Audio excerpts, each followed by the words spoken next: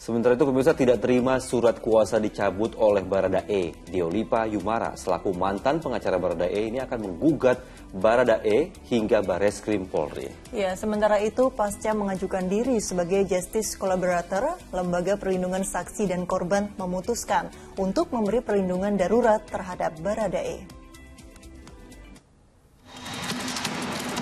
Lembaga Perlindungan Saksi dan Korban telah memutuskan untuk memberikan perlindungan darurat terhadap Barada Eliezer sebagai saksi pelaku atau justice collaborator dalam kasus pembunuhan berencana terhadap Brigadir Yosua. LPSK juga telah bertemu secara langsung sekaligus melakukan asesmen selama kurang lebih 4 jam terhadap Baradae di Bareskrim Mabes Polri. Perlindungan darurat masih bersifat sementara dan akan diumumkan teknis pelaksananya secara resmi.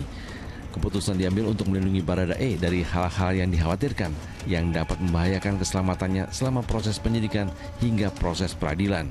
Diberi status sebagai justice collaborator, ya, dengan status itu tentu soal pemisahan tahanan, soal pemisahan pemberkasan itu menjadi bagian yang menjadi perhatian dari penyidik dalam proses penyidikan.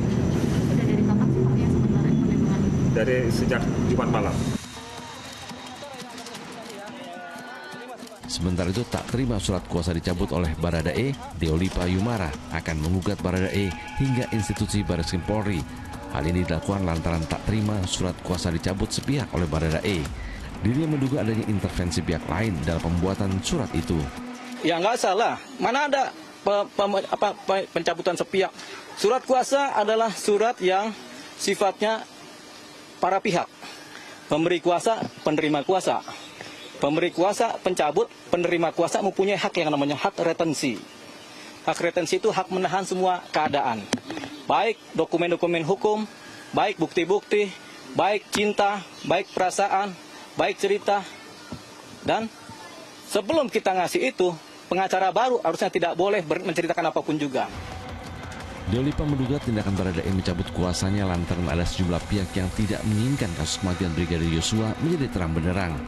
Sebelumnya pada tanggal 10 Agustus lalu, Deolipa menerima surat pencabutan kuasa dirinya dan Burhanuddin dari Barada Richard Eliezer. Tim Liputan melaporkan dari Jakarta.